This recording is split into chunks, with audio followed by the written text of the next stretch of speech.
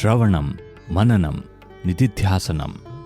Listen, reflect and absorb. Dear listeners, Sai Ram and welcome to our radio series in which a divine discourse by Bhagawan is played in small parts, and following each part a short discussion is undertaken to reflect on the message. Today's episode was first broadcast live on 10th March 2016. The discourses undertaken for study in this program are from the series of discourses delivered as part of the summer course in Indian Culture and Spirituality, 1991. Have a listen, please.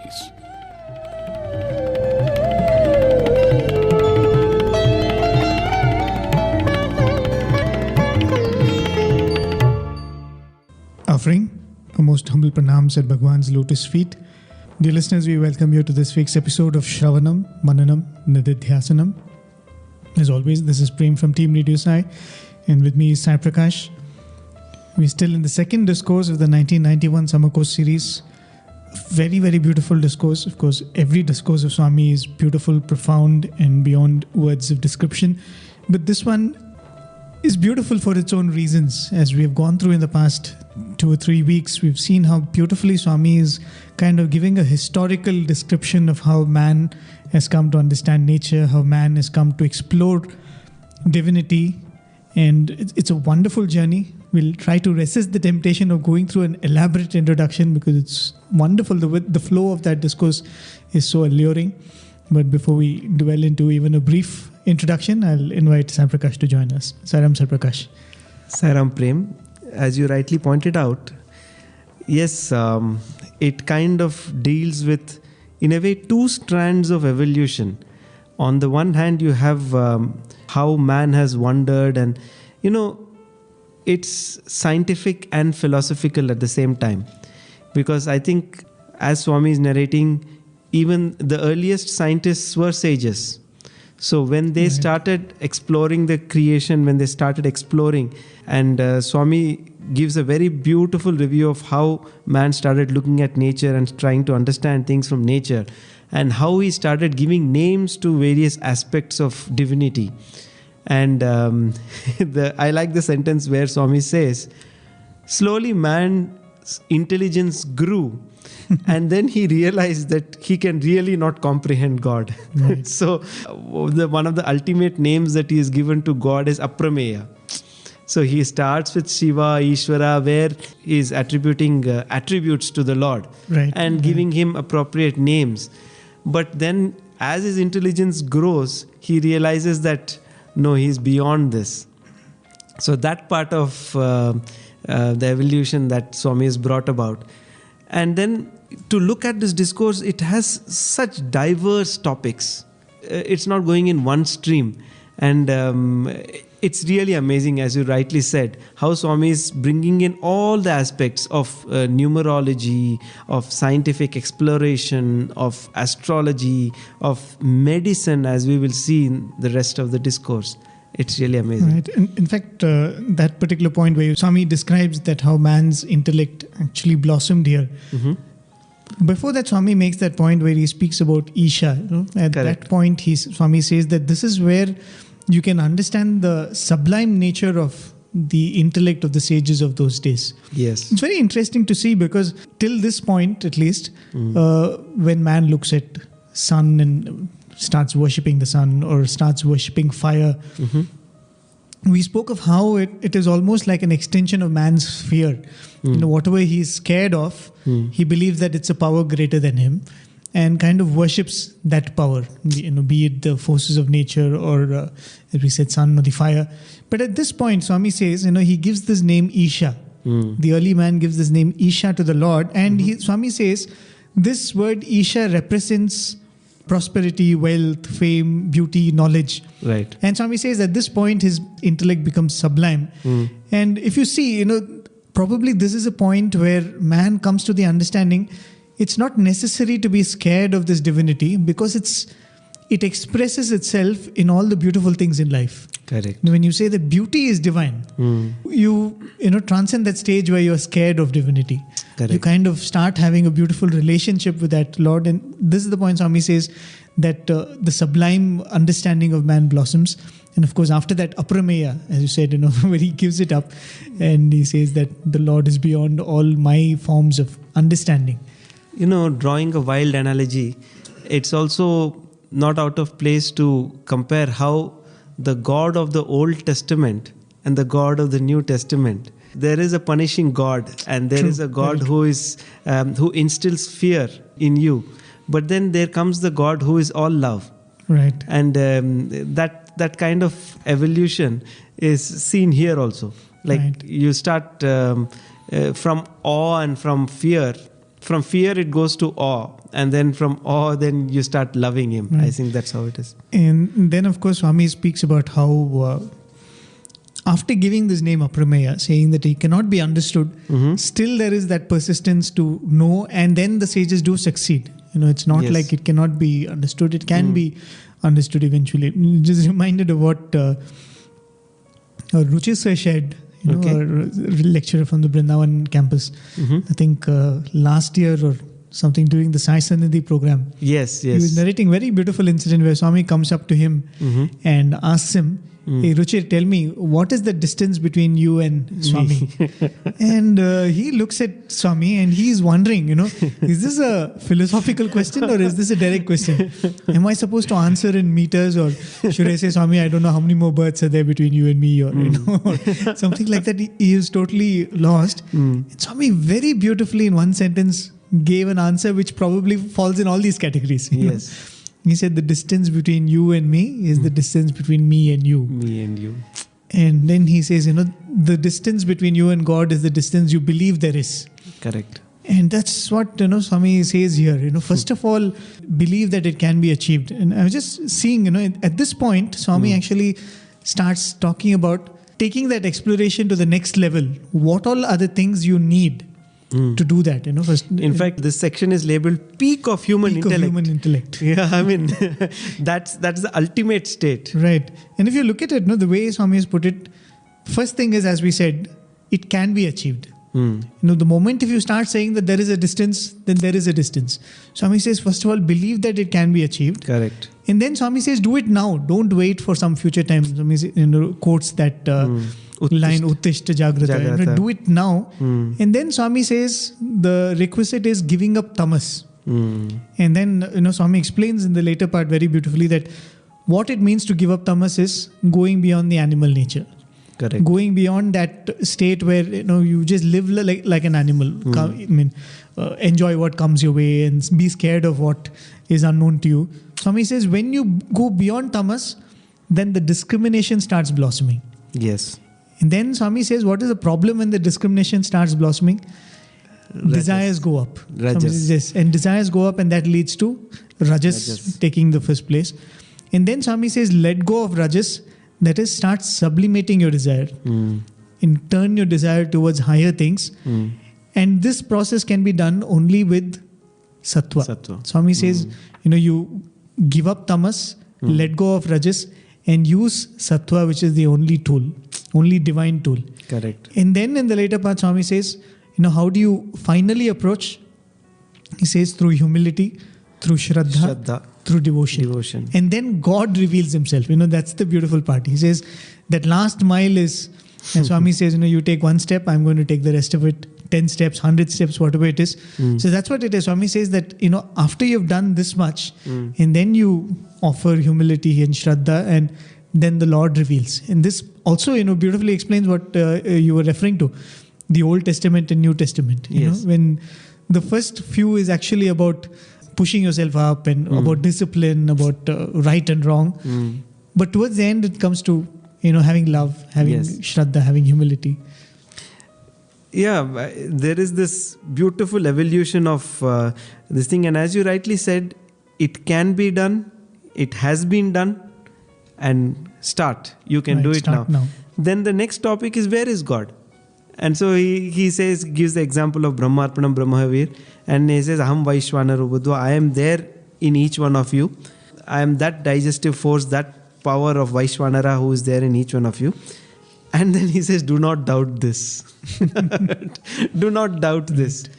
Start with that faith that once you have that faith, everything clicks for you. I think automatically doors open for you. So that is the beautiful part. And here there are very beautiful points where he says a person pretending to sleep can never be woken up. And what about God who never sleeps? In a way, it says that yes, there is an understanding you have about what you are capable of doing and what people around you are capable of doing, but believe that there is a force, there is a power much superior to what you can comprehend, and that is God. His ways are definitely beyond what you can comprehend. Have faith in that. Many times when I look at this story, we've heard it so many times, of Prahalada and Hiranyakashipu. Swami would very often make that reference. Hiranyakashipu was a great scientist. Yes. Of course, it's a tiff between a devotee and a non-devotee, or an asura and somebody who's pious. But if you look at it from the context of the discourse we are seeing, here is Hiranyakashipu who has achieved a lot. Yes. He's like the scientists of the modern day. Correct. Who has achieved enough to start believing that I can do everything on my own. Right. There is no power beyond me. Because if you go by Bhagavatam, he starts telling his subjects, you start worshipping me now. Correct. Because I have attained a state where I can create, I can achieve things which nobody can achieve. Start praying to me. And, in that house, here comes Prahalada, who is kind of, baffling him. He doesn't know what to do with him. He throws off the cliff, he's saved. Into water, he's not drowning, and fire is not burning him. It's a challenge for the scientific mind. He's saying that nothing works with this boy. No, it's so beautiful because a small child, even a small child with the Lord's name. Exactly, and there is no intellectual ability in that boy. Exactly, can overcome and conquer all the same 5 elements you have conquered. Right. You have conquered it with your intelligence and with your ability. And he keeps saying that it's my Lord Narayana who is doing. It's a clash between the scientific mind and a devoted mind. Very true. And where finally you see that that's all it requires. And that's what. Finally, so what? Without humility, if you approach the exploration of nature and try to base it purely on your intellectual abilities, and you have discovered, but are you happy? Are you a happy person? Finally, at the end of the day, have you realized the purpose of your life? Very true. We don't give enough value to the idea of that purpose of life. Right. Like I was talking to somebody, when it came up in this discussion, why is it that when we have a problem, before asking how do I solve this problem, we ask why. Why am I having this problem? Why me? Especially people who have been good and I have not harmed anybody. Why is it happening to me? We don't realize, but actually speaking, purpose gives so much solace. When, let's say, you're undergoing some trauma in life and you have a dream of Swami, or Swami comes and tells you, you had done something in your past and this is why it is. It doesn't change any situation. But knowing that there is a purpose behind what I'm undergoing gives so much solace. And I think many times that is what is that emptiness you see in an intellectual life, or, that dryness which we say when we speak about intellectualism. I think that's what it is. I was listening to an interesting debate. Slightly tangential from this point, but it all adds up to this. They say sometime in the future, when most of our jobs will be gone and will be done by machines, by robots. Agriculture has already been done by a lot of automated work happens. Right. And then what will man do? Like, if your jobs are taken care, there is enough production, there is enough economic growth, and you don't have to do anything. And this has been a topic in consideration, and there are people who have written science fictions, and there are people who have predicted that eventually man will go back only to motivational thinking. Right. He will go back to a higher level of outlook. He will start wondering about what is the purpose of his life. It's completing a circle. It's coming the other way around. Our ancients had the perfect wisdom to balance out both the things. But now, due to excessive technology and due to everything excessive, you come back to the same conclusion. Man has nothing to do. If I'm sitting at home and I'm having 3 machines doing my work and they are doing it more efficiently than I can do, why would I do it? but the machines can't explain to me what the purpose of my life is, that I have to do it myself. Right, absolutely. I think hopefully boredom at least does it to us. That's true. Listening to Swami, probably we did not start the quest. When we have nothing to do and we're bored, I think that's the sad part. We try to find new things to keep filling our lives. And somebody was saying that in the past, when everything was manual, manual labor took so much time of our day, be it wood cutting or be it working in the fields or driving a bullock cart. All of that kept your body fit. Yeah. Now what you've done, everything is automated. You have so much time.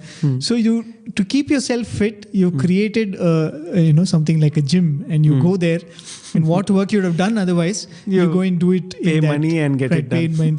And that's exactly what's happening even in some of these countries where the dependence on education is so much on computers. They have something called a mental gym. Where they go there and you're given sums and you're given, after a certain age, about 30 or something, they find that the risk of diseases like Alzheimer's are very high. So you need mental gyms where you go and you're given problems, you're given arithmetics, you study it, you try to solve it. It's becoming like that. See, when we say peak of intelligence and when we say this is the pinnacle of human achievement, it really makes sense looking at it in another way. If we were half a century back, you want to give a very, informative speech about some topic, you'll have to go through volumes of encyclopedia, you'll have to read a lot, Today, we just type it on Google and you get the same knowledge out. It has been made so simple for you. But then what is it that has not been explored? What is it that, nothing can do except yourself? I think that inward journey is inevitable. And I think in many ways, the idea of just having knowledge or having the data, when it becomes so easy to achieve, we are seeing that it lose value. Okay. I think in the past, as you're saying, 50 years ago, a knowledgeable person could probably live his entire life thinking that he's knowledgeable. Right. Today, I think everybody is so well informed that data is actually losing its value. Correct. And as you're saying, that all of these is tending towards peaking out and a point where it's going to reach saturation. Yeah, once it reaches a saturation, then what? That's why, as I was reading this discourse, I'm not sure if we have already crossed that mark or it's yet to come. He said the most adventurous sages, see, they were the most adventurous ones, because why? They pursued something which is most challenging. Right. Only that is worth pursuing and going after. Right. In fact, it reminds me of, I don't know, you must have read Jonathan Siegel. Yes, very much. It's very similar to this, Right. There is this bird which, somewhere in deep in its heart, it believes that it can be achieved, a certain... Right. I think height and flight. Flight of... And finally it achieves it, and then it realizes that there are some higher seagulls and communes with them and comes back. And when it comes back and nobody's ready to listen. Right. So then when it starts kind of showing off its abilities, then they say, oh, you're so great. So he says, okay, if this is the way you're going to listen to me, fine. And many ways, if you see, that is what we call, miracles, and what these sages start expressing omniscience and the ability to, curse somebody into dust and all that. And now you start listening. Okay, this guy's got something more than I have. So let's listen. It's very interesting because I'm just trying to see is this God's plan? Like, okay, the sages have been telling us the same thing over years and years and centuries. Oh, these are after all sages. Now the same thing is told by a scientist. He comes and says, consciousness exists. Okay, what's the big deal? But, he's a scientist, and he's saying consciousness exists. So, suddenly this is yet another strategy used by the divine, I suppose. Right. So I think, shall we move ahead in that discourse? Yes. We've played 5 clips. So this is the 6th clip in that discourse.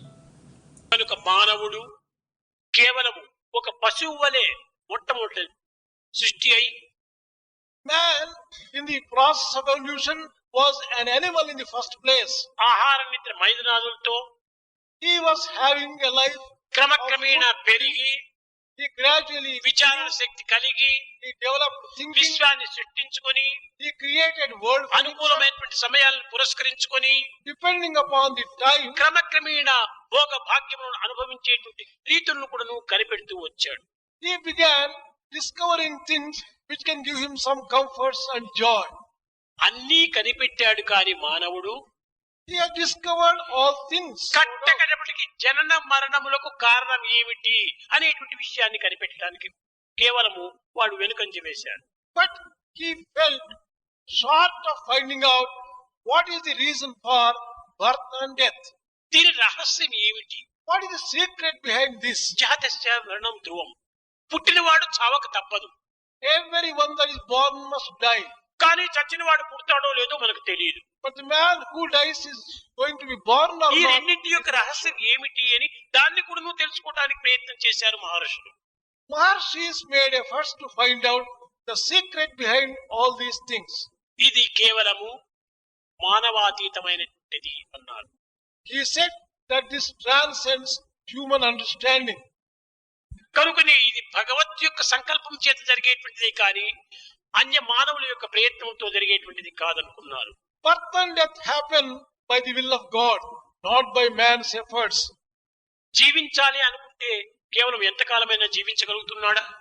If man wants to live, can he live for any length of time? నాకేమీ రోగము లేదు, నేను బాగా చక్కగా ఆరోగ్యంగా ఉంటున్నాను, ఇంకా నేను ఒక 10 సంవత్సరాలు ఉండగలను అని అనుకోవచ్చును. రాత్రి పోతుంటే కార్ యాక్సిడెంట్ అయిపోయి చచ్చిపోవచ్చును. దీనికి ఆరోగ్యమా ముఖ్యము? Man may think that I am having perfect health, I will live 10 more years. But night he may die in a car accident. కనుక మరణమునికి ఏది కారణము? For death, what is responsible? మన ఆరోగ్యం కాదు, Not health, మన శక్తి సామర్థ్యములు కాదు, not our power, మన ధనకనక వస్తువాహనాదులు కాదు, not our wealth, property and కానే money. కాదు. Not at all. దైవానుగ్రహమే దీనికి మూల కారణం. It is the grace of God and that alone. మానవుల ప్రయత్నం కాకుండా కూడా నువ్వు జరిగేటువంటివి అనేకంగా జరుగుతూ ఉన్నాయి. Without man's efforts, a number of things take place. మానవుని యొక్క గుండె కొట్టుకోవడానికి మానవుడు ఏ ప్రయత్నం చేస్తున్నాడు? What effort man is putting forward for the heartbeats? మానవుడు ఉచ్ఛ్వాస నిశ్వాసములు వదలడానికి ఏ ప్రయత్నం చేస్తున్నాడు? Without what efforts is man carrying on? మానవుని యొక్క దేహం లోపల సర్క్యులేషన్ అనగా బ్లడ్ సర్క్యులేషన్ జరగడానికి ఏ ప్రయత్నం చేస్తున్నాడు? What efforts man is making for the circulation of ఇవంతా blood? ప్రయత్నంతో జరిగేటువంటివి కాదు. All these things do not happen ఇది by కేవలం human దైవ effort. సంకల్పంతో జరిగేటువంటివి. All these things happen by the will of God. కనుకనే దైవ సంకల్పములకు మించినటువంటిది మరొకటి లేదు అని నిర్ణయం చేసుకున్నారు. He firmly believed that there is nothing greater than God's will. ఓ మానవుడా, శతవర్షముల దాకా మితము చెప్పిరి కానీ నమ్మరాదా మాటనే మనము. Oh man, people say that one lives for 100 years.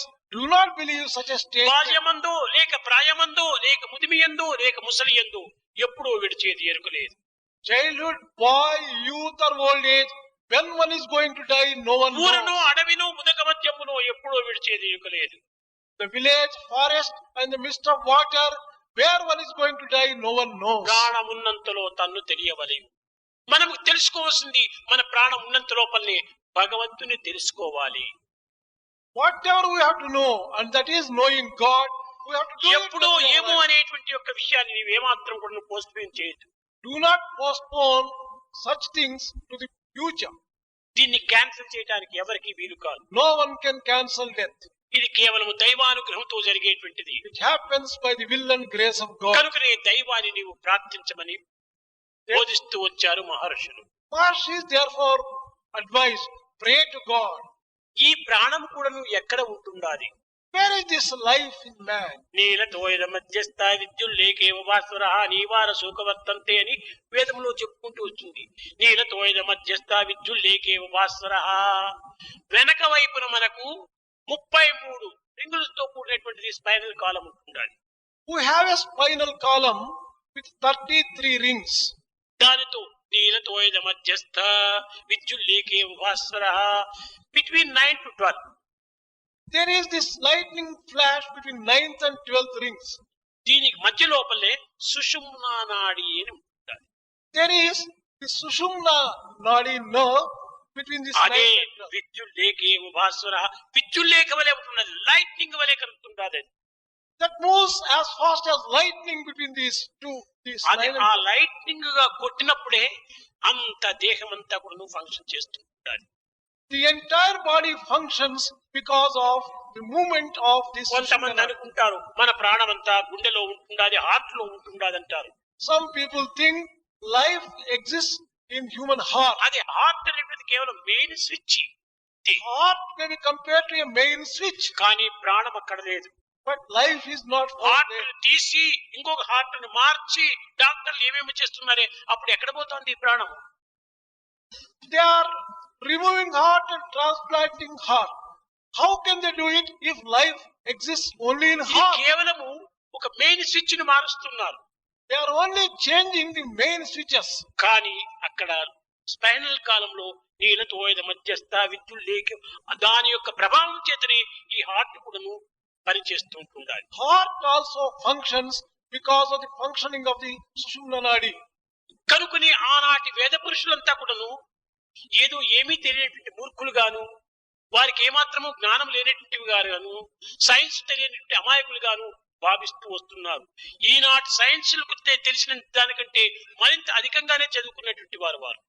Those great sages and seers of the ancient days knew much more than all that is known by the scientists today. ఆనాటి scientist మహా గొప్పవాడు ఎవరు? హిరణ్యకశిపుడు. పంచభూతాలను కూడా హస్తగతం చేసుకున్నాడు. ఆ scientist పొందినటువంటి దాంట్లో 1000 ఒక భాగం కూడా ఈనాటి సైంటిస్టులు పొందలేదు. The great scientist Hiranyakasipu mastered all the 5 elements and knew everything. The scientist of today does not know. తెలుసుకున్నటువంటి వాడు ఎక్కడ సముద్రం అడుగు భాగంలో కూడా సంచరిస్తూ వచ్చాడు. He had the power to go into the very depths of the భూమినంతా ocean. శోధిస్తూ వచ్చాడు. He could go anywhere. గగన మార్గంలో సంచరిస్తూ వచ్చాడు. He could travel in space. ప్రతి అణువునందు కూడా పరిశోధన జరుపుతూ వచ్చాడు. He conducted research in every atom. సర్వ పంచభూతములు కూడా తన హస్తగతం చేసుకున్నాడు. He had complete control over 5 elements. కానీ అంత తెలుసుకున్నప్పటికీ తనను తాను తెలుసుకోలేకపోయాడు. Although he knew all this external knowledge, he did not know who he really was. కనుకనే ఆనాటి మహర్షుల యొక్క తత్వము ఈ విధంగా కంపేర్ చేసుకోవడానికి వీలు కాదు. The sacred wisdom of those maharshis cannot be compared to the ఒక్కొక్క knowledge of మహర్షి కూడాను ఏ విధమైన తపస్సును ఆచరించి ఎంతటి దివ్యమైన శక్తిని సాధిస్తూ వచ్చారు. each maharshi of those days achieved unachievable. Honestly, I had no idea Swami is speaking about Hiranyakashipu there. But really, what a beautiful clip that was. My God. And, Swami starts with, the same point where discrimination and that leads to man achieving more comforts.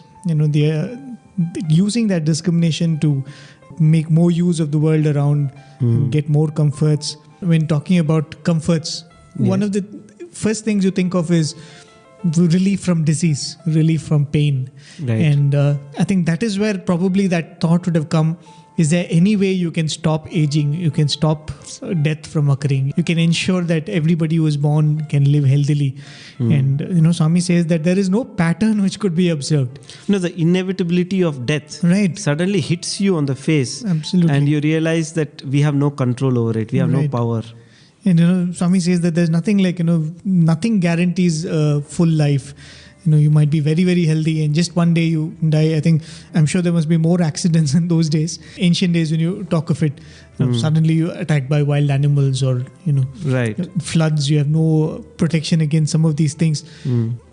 That suddenness of death was so obvious, and many times when you look at it, I think we've spoken about this. They speak about the different types of vairagya.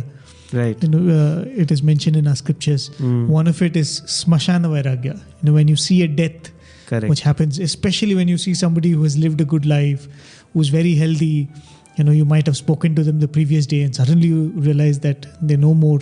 Right. It really, really hits you. I think all of us would have experienced that. Suddenly, it hits you so hard that life is so uncertain.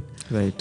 And if you look at it, the sages of those days were already contemplating on these things. Already their intellects were so prime and were looking into some of these things.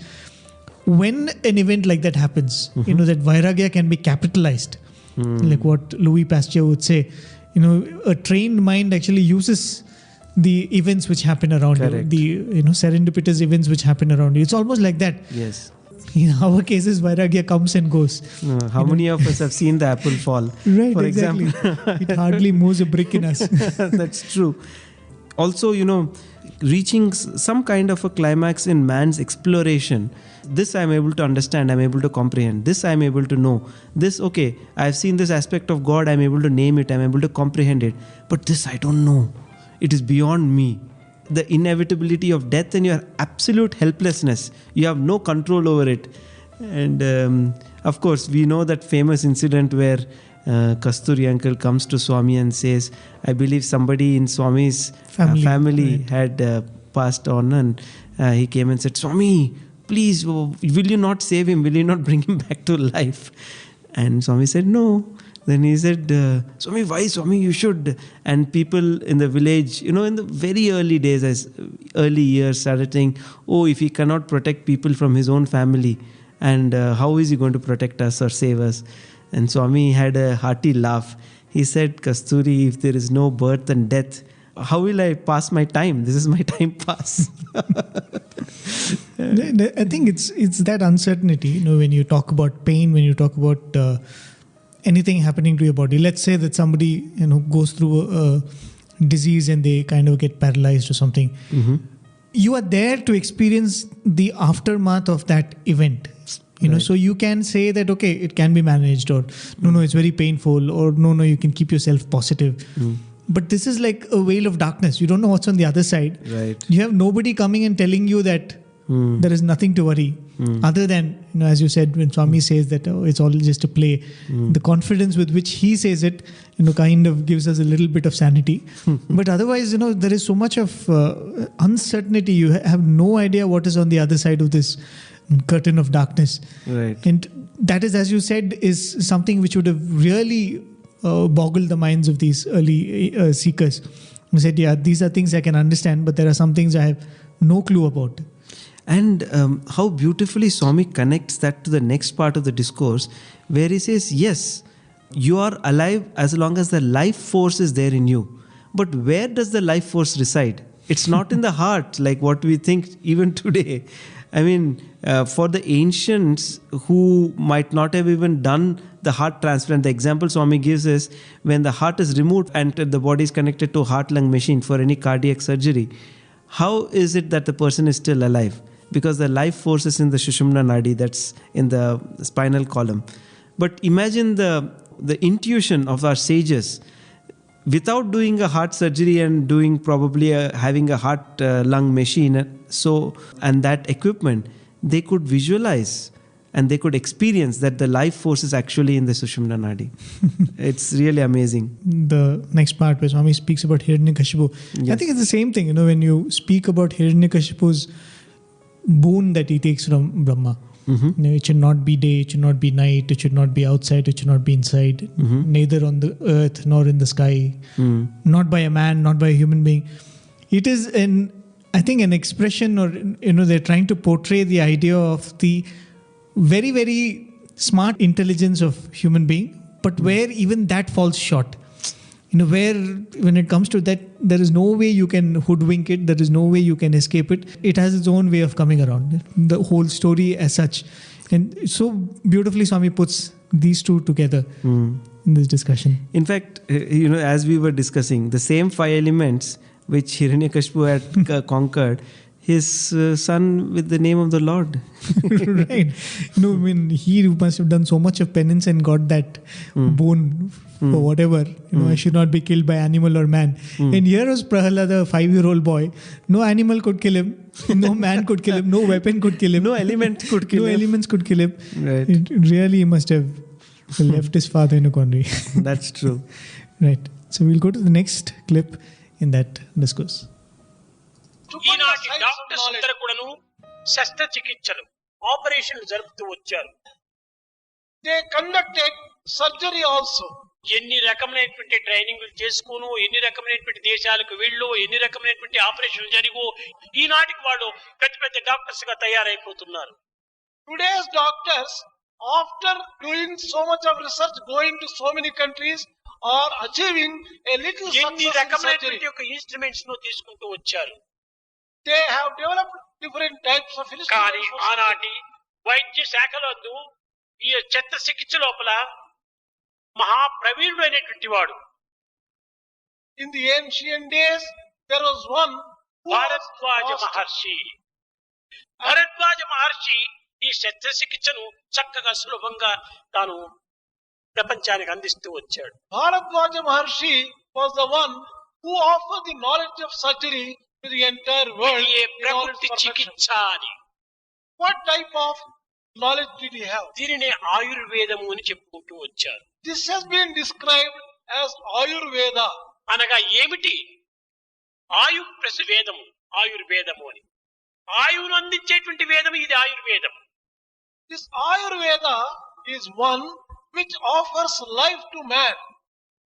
అయితే ఇది మనకు quick గా పనిచేయటం లేదు అని మనం కొంతవరకు దాన్ని తొందరపడుతున్నాం. We think that this Ayurveda does not give quick results, therefore we are in మనం great ఎప్పుడు haste. ప్రతిదానికి క్విక్ రిజల్ట్ కావాలి. We are after getting quick results for everything. Quick result అనేటువంటి దాంట్లో కూడా క్విక్ దానికి విరుద్ధం కూడా ఉంటుంటాయి. Where you can get quick results, you can get the opposite of it in a quick way also. ఈనాడు antibiotics వచ్చేసేసినాయి మాత్రలు. Take for example antibiotics of quick today. Result. Temperature ఉంటుందంటే 2 drops వేస్తే తక్షణం జారిపోతుంది temperature. By using antibiotics, you can reduce the fever immediately. కానీ తగ్గిపోతుంటున్నది temperature, కానీ తర్వాత మరి ఎక్కువ పెరుగుతుంటుంది. Of course, the temperature falls immediately. But దీని యొక్క suddenly it reaction shoots up. అధికంగా మారుతుంటున్నాయి. But there are reactions for this medicine. కానీ ఆనాటి యొక్క తపశక్తి అయినటువంటి యొక్క దీంట్లో ఈ రియాక్షన్, రీసౌండ్, రిఫ్లెక్షన్ ఏమాత్రం కూడా ఉండదు. But in the power of penance which the ancient ones had, అది there was no తపశక్తి వల్ల reaction. జరిగినటువంటిది. All their achievements were based upon ఎన్ని వేల power మైళ్ళ of దూరంలో penance. ఉంటుంది తపస్సు చేస్తున్నప్పటికీ వారికి దూరదర్శనము దానికి ప్రాప్తించినటువంటిది.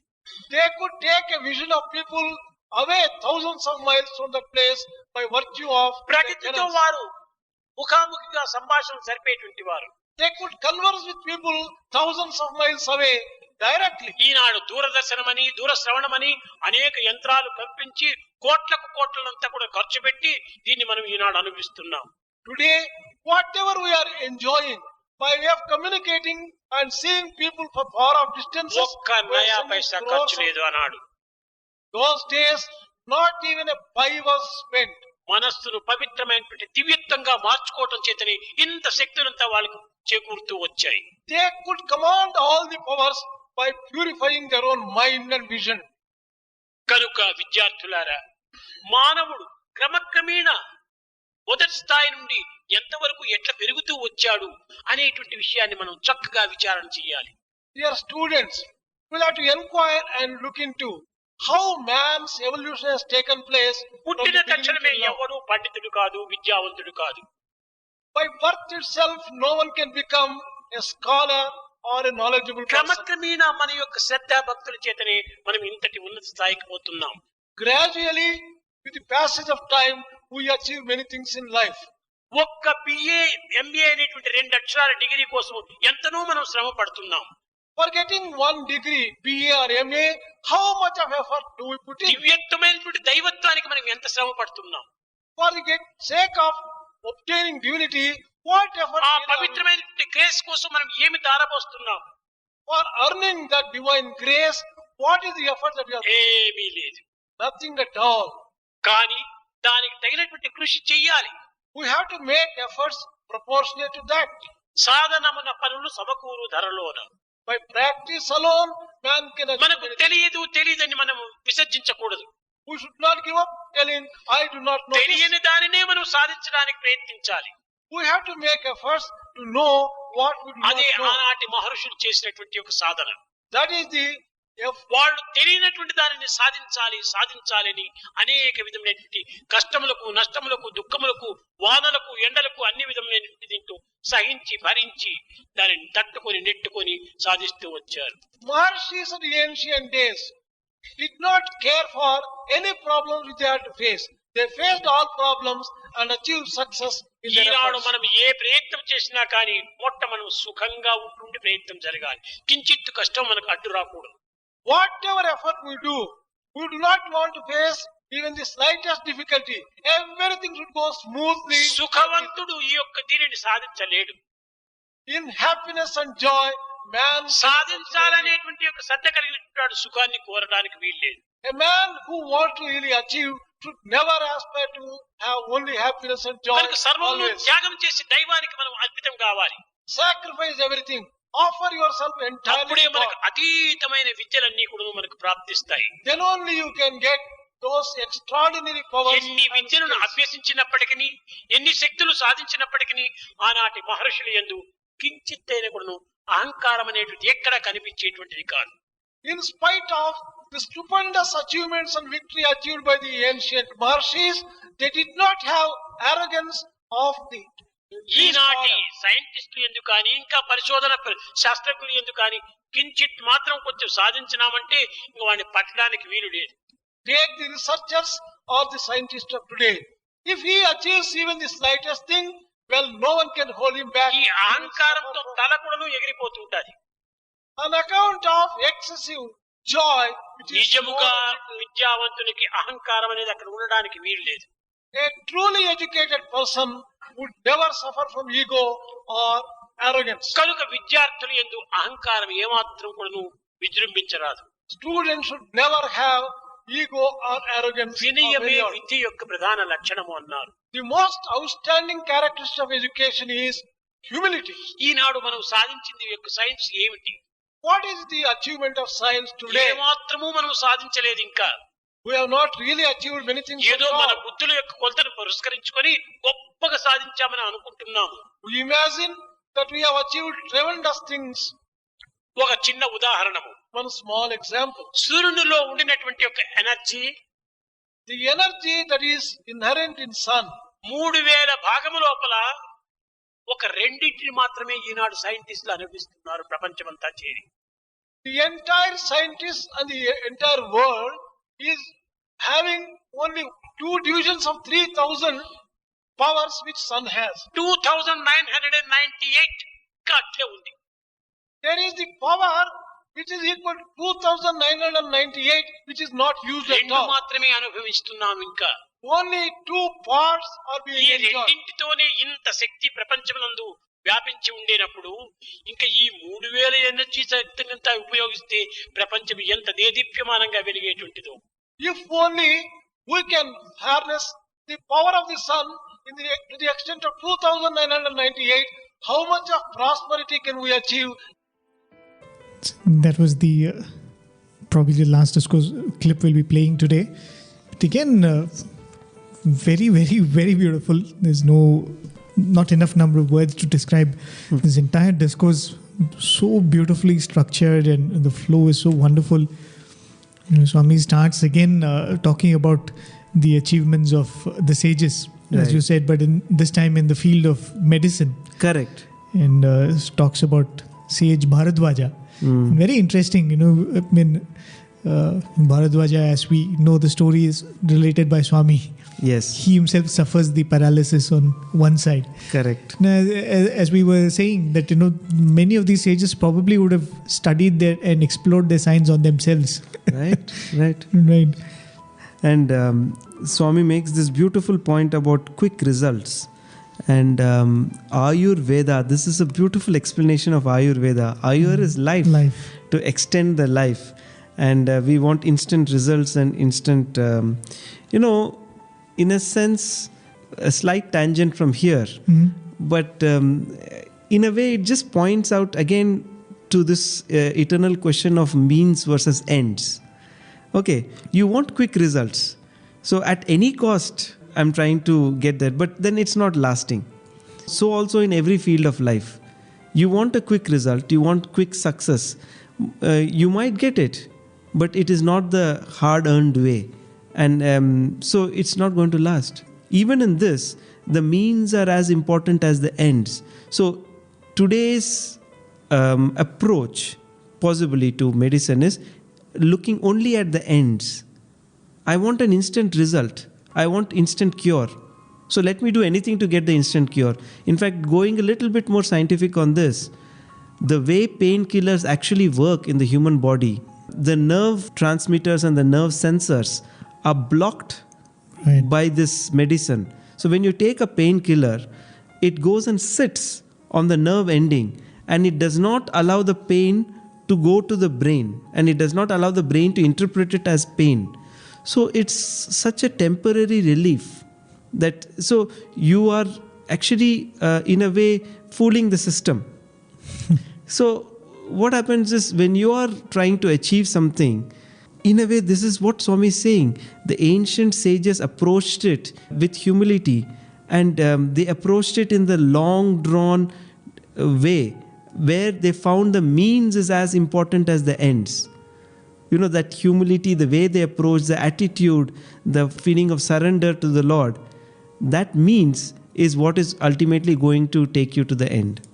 In this context of medicine itself, the ability to look at symptoms in the right sense, that's very, very important. I mean, even in allopathy, even in diagnosis, modern medicine, diagnosis is very important. I think that's precisely is the idea the sages spoke about. When you have a problem, when you have a pain, when you have a fever, you can make it subside, you can treat it. But the idea is that if a problem like this is showing up, there must be some inherent problem which seeks attention. Right. And I think Ayurveda definitely, always tries to look at that. And that's why their diagnosis is so different. Some stomach problem might have something related to the head. Yeah. Or, sometimes you will have a headache which will be related to something with the blood. Yes. And the ability to go beyond just the symptom and just not let the symptom, treat the symptom and forget what's the cause. Correct. It's a classic example of how spiritualists approached it. At the same time, how purely a material approach, a scientific, using your mind, how that has approached, and how using the heart. I mean, it all goes in layers, but the concept is the same. And I think when Swami speaks about devotion and Shraddha and all that, it must have played a very important role in such explorations. Right. Probably a sage who thinks that this has been created by God, who is like supreme wisdom. There will not be anything without a purpose. If there is a pain, if there is a disease, if something has been created, there must be a purpose behind it. And unless we kind of try to understand that, there is no point in trying to solve these small problems. I think that exploration would have led them to unravel some of these things. In fact, I was talking to one of my classmates once. There is this appendix in the human body, which is called a vestigial organ. Yes. We have always studied it as a vestigial organ, Correct. From our school days. And we were having this discussion, look, if God has put it there might be some purpose for it. Some reason. There can be nothing in the human body which is useless. You and I might not have understood what is the use behind it, but it cannot be useless. And I was really surprised to read about a few months back. Okay. Some of the scientists have now coming to the understanding that appendix is a very important place where some of these important bacteria in the body go and breed there. Oh. Lot of the human body's activity does not happen there. So it's a very good place for them to go and culture their growth. My goodness. So he's saying it's very, very important. That's why, when it is removed after you have inflammation in the appendix and it's removed, you are more vulnerable to some of these digestive system related diseases. Oh, that's what there is. Nothing is useless. There's definitely a reason for it. And I think then you will start looking at pain with a different eye altogether. You won't look at it as a pain, first of all. Otherwise you think, oh God, this is a pain. You would say that this is a signal for something. Let's see what it is. And here there is this beautiful point where Swami says, do not shun troubles. And he says, see, hard work is inevitable.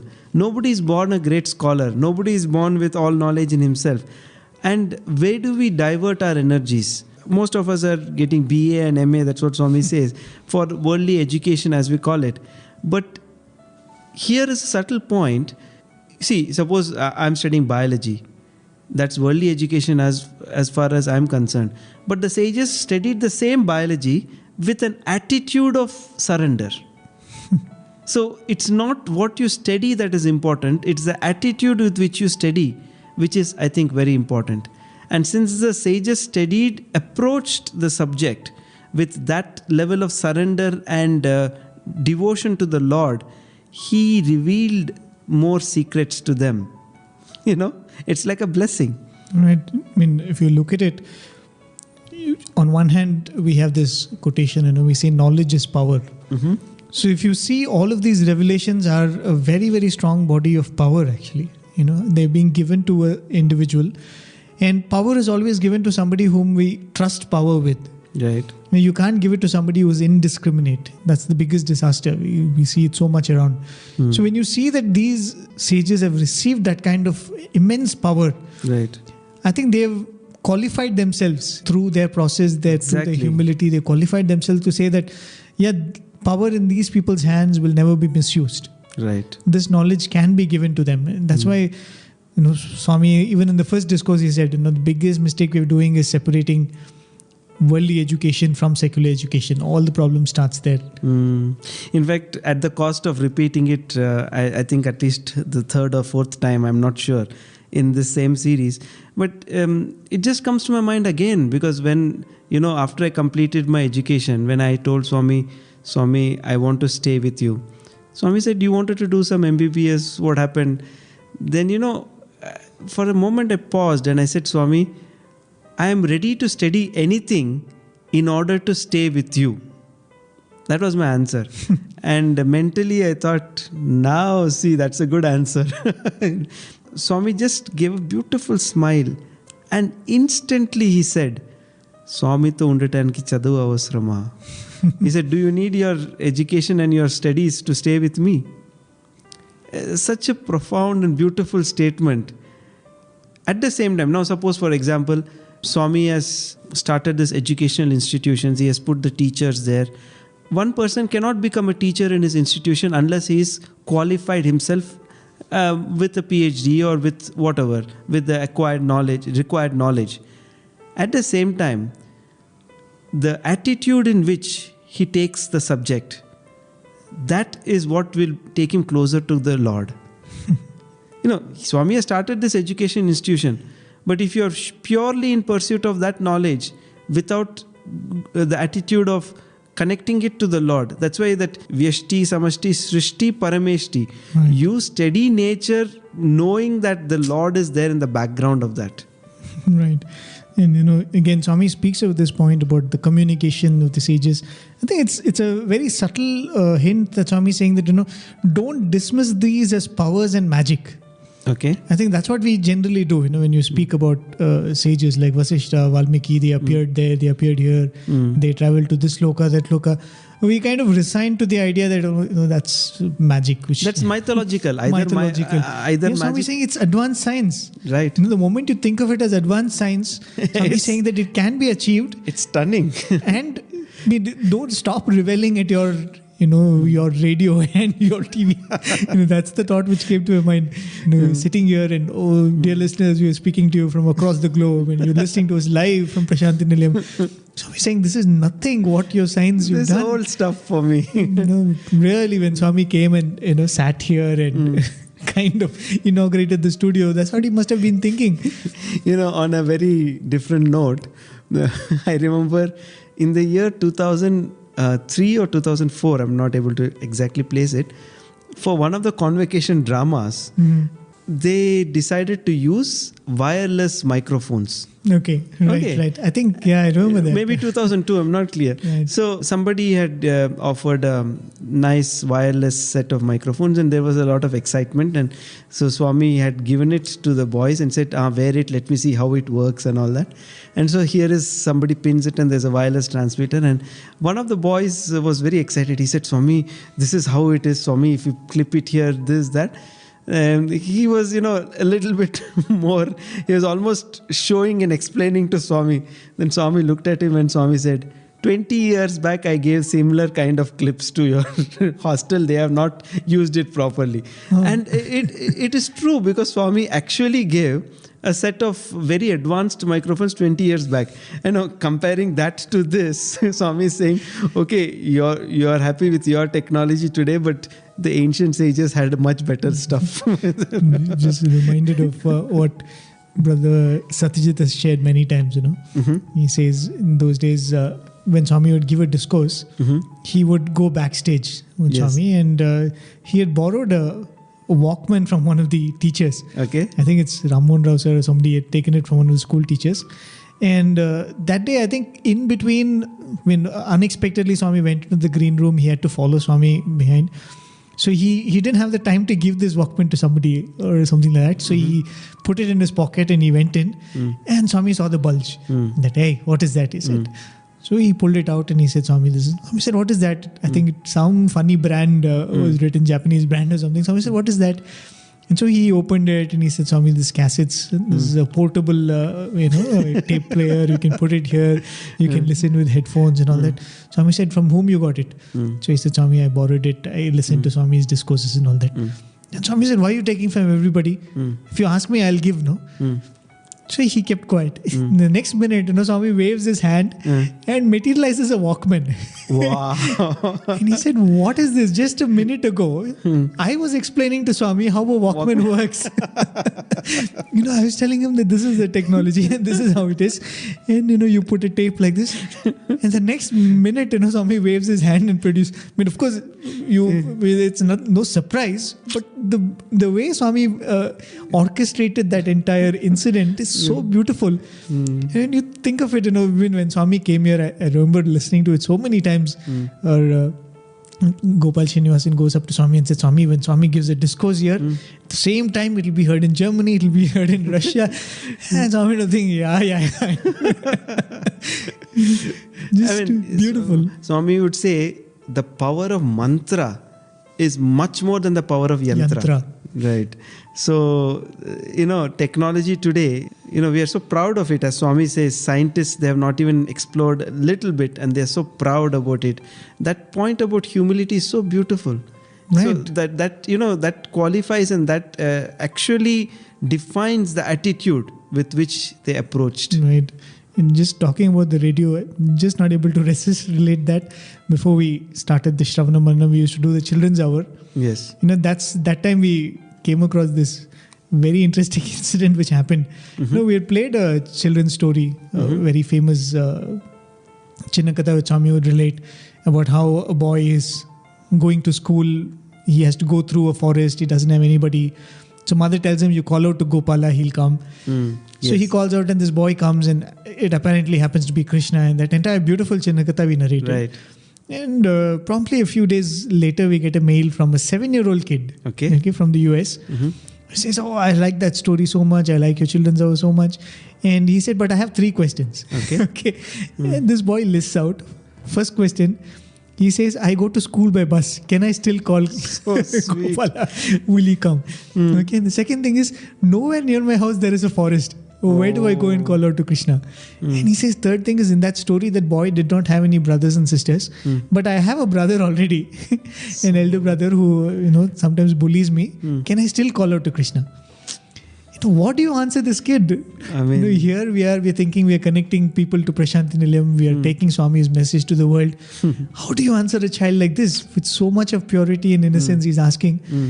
We had I literally, myself and Ganesh, who used to do the show, we said, Swami, only you can answer this. Right. We have no answers to this child. And about 3 or 4 weeks later, this same 7-year-old kid writes to us.